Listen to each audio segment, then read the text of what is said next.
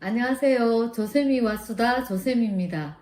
오늘은 예고 드린 바와 같이 부산 동명대 상담심리학과 최승진 교수님과 우울에 관해서 한번 알아보도록 하겠습니다. 교수님, 그동안 잘 지내셨습니까? 네, 잘 지냈습니다. 네. 교수님 그 강의 덕분에 ADHD가 굉장히 많은 분들로부터 큰 호응을 이끌어서 조회수도 많이 높여지고 네. 많은 분들이 좋은 자료라고 굉장히 칭찬을 많이 했어요. 네. 네, 정말 감사합니다. 네, 고맙습니다. 네. 오늘은 이제 우울에 대해서 알아볼 건데요. 네. 우울하면 마음의 감기라고 이렇게 뭐 다들 얘기를 하잖아요. 네. 그래서 우울이 그냥 뭐 시간이 지나면 나아지는가 이렇게 생각들을 많이 하고 계시는데 또 그렇지는 않은 것 같더라고요. 그렇죠. 네. 그러면 우울의 증상은 어떤 것들이 있을까요? 네. 미국 정신의학회에서 정신장애 진단 통계 편람이라는 책이 있는데요. 이 책에 이제 정신장애와 관련된 다양한 이제 진단명들이 거기에 수록이 되어 있는데 거기에 이제 우울증과 관련되어서 이런 내용들이 있습니다. 진단 기준인데요. 이제 9가지 이 기준 중에서 2주 이상, 5가지 이상 해당이 된다라고 한다면 뭐 우울증을 의심해 볼 수 있다라는 진단 기준이 있는데 첫 번째는 네. 거의 매일 우울한 기분이 든다. 이게 네. 첫 번째고요. 또 흥미나 즐거움이 감소되는 이런 동기의 저하가 또 우울증의 증상이라고 할 수 있고 또 몸무게, 체중의 변화, 체중이 늘기도 하고 줄기도 하는 이런 이제 1개월 동안 한 5% 이상의 그런 변화가 있다면 또 우울증을 또 의심해 볼 수 있습니다.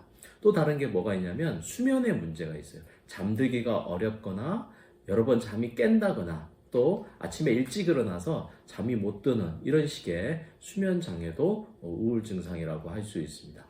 우울 증상 중에 또 다른 것 중에 하나는 이제 불안이 같이 따라다니는데요. 좌불안석하고 또 피로하고 활력이 없는 이런 증상들도 우울 증상이고 자신이 무가치하다고 여겨서 죄책감이 느끼는 경우들이 있어요. 우울증인 사람들은 어떤 사건이 벌어지면 사건의 원인을 자기 탓으로 돌리는 경우들이 많이 있습니다. 그럴 때 또 우울 증상의 대표적인 인지 증상이라고 할 수 있고 또 기분 증상 때문에 주의 집중력도 떨어지고 기억력, 인지 기능이 감퇴되는 이런 것들도 우울 증상이고요. 무엇보다 또 중요한 것 중에 하나가 바로 자살 사고입니다.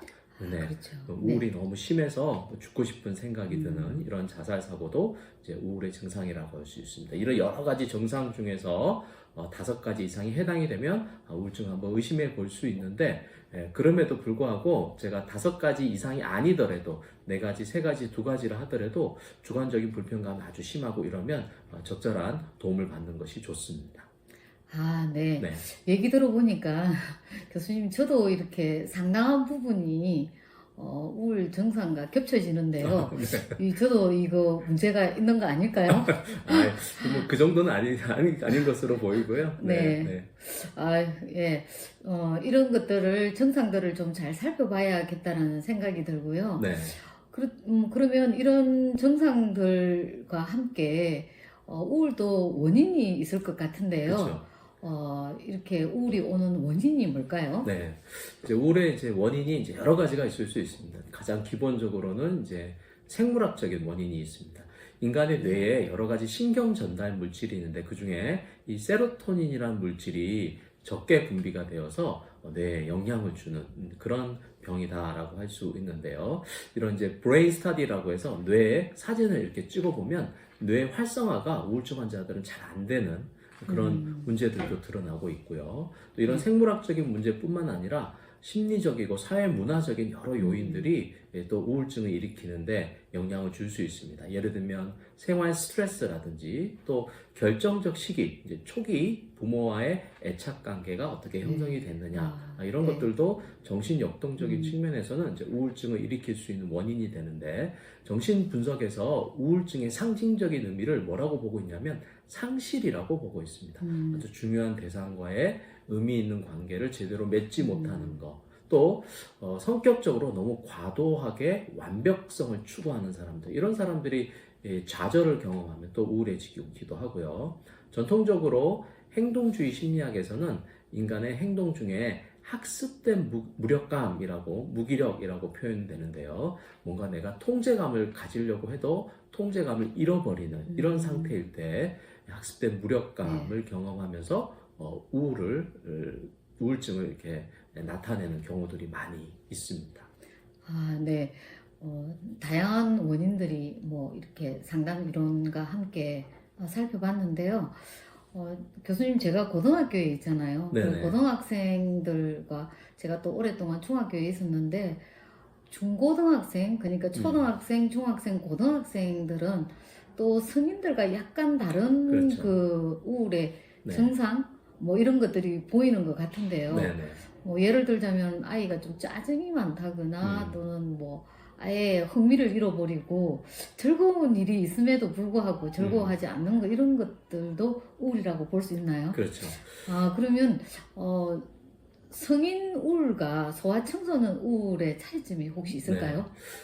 성인들과 청소년 혹은 이제 아동들의 우울은 좀 양상이 좀 다르다라고 할 수 있는데, 소아 청소년들의 우울을 이제 비전형적인 우울이다라고 표현하는 경우들이 있는데요. 이걸 이제 가면성 우울이라고 합니다. 겉으로는 이제 가면을 쓰고 있는데 멀쩡하게 보이는 거예요. 근데 이제 내면이 우울한데, 이제 표현의 형태가 아동이나 청소년들은 어떤 신체적인 불편감, 몸이 어디가 아프다거나 또 혹은 품행 문제 행동을 일으키는 그런 경우들이 많이 있는데요. 네. 뭐 우리 소위 말하는 뭐 고산병, 중2병 뭐 이런 얘기를 하잖아요. 이제 네. 표면적으로 이제 문제가 드러난 아주 중요한 시점이라고 할 수 있는데, 발달의 단계에서 이제 그럴 때 이제 가면성 우울 형태로 아이들이 증상들을 표현하는 경우들이 있어서 부모님이나 주변에서 한번 잘 지켜볼 필요가 있을 것 같습니다.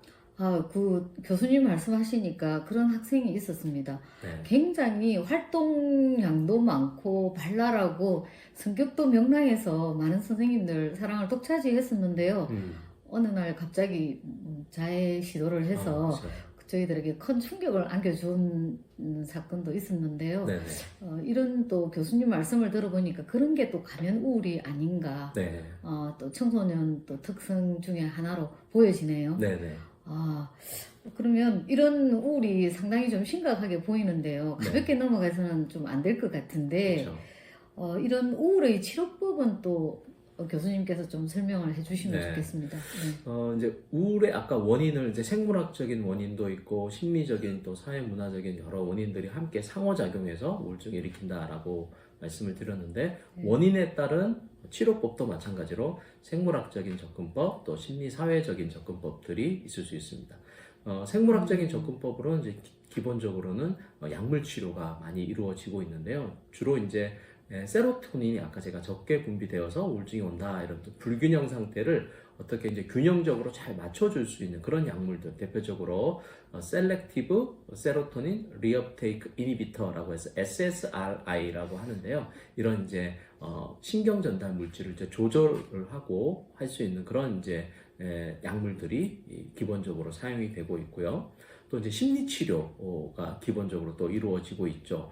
요즘은 이제 지지적인 심리 치료와 더불어서 인지 행동 치료라고 해서 내면의 불합리한 사고라든지 또 자동적인 왜곡된 이런 사고를 수정해 줄 수 있는 이런 방법으로서 인지행동 치료도 사용이 되고, 또 지지적인 치료, 또 통찰지향적인 치료라고 해서 왜 내가 우울한지에 대한 깊은 그 원인들을 파악해서 또 그것들을 표현하고 통찰을 가져오게 하는 그런 이제 전통적인 치료 방법들이 있습니다. 그런 이제 다양한 방법들이 있는데, 그 중에서도 지금 여기에 있는 그대로를 자기를 잘 수용하고 받아들이고 또 그것들에 대해서 감사할 수 있는 그런 마음들을 가지는 것도 중요한 치료의 방법들이 될 수 있겠죠. 아, 교수님 말씀 중에 그 다양한 치료법들이 이렇게 많았는데, 약물 치료를 비롯해서 우리 부모님들이 좀 알아두시면 그런 좋은 치료법들을 많이 소개해 주셨는데요. 네네.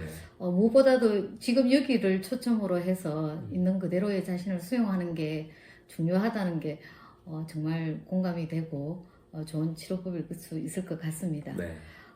마지막으로 네. 그러면 우리 부모님이 알아두면 이런 우울 치료에 도움이 될 만한 어떤 그런 것들이 또 있을까요? 네네. 앞서 제가 이제 네. 우울증의 이제 비전형적 양상으로 아이들이 이제 표현한다. 이제 겉으로 이제 우울이라는 걸 잘 감지를 못하는 그런 상황들이 있으니까 그 이면에 어떤 마음들이 있는지를 알아볼 필요가 있습니다. 그러려면 아이들하고 자주 대화도 하고 또 부모님도 네. 자신의 마음에 있는 것들을 같이 공유할 수 있는 그런 기회들이 많이 있으면 좋겠고요. 또 이런 우울증에 대한 부모님들에게 교육이 좀 필요로 합니다.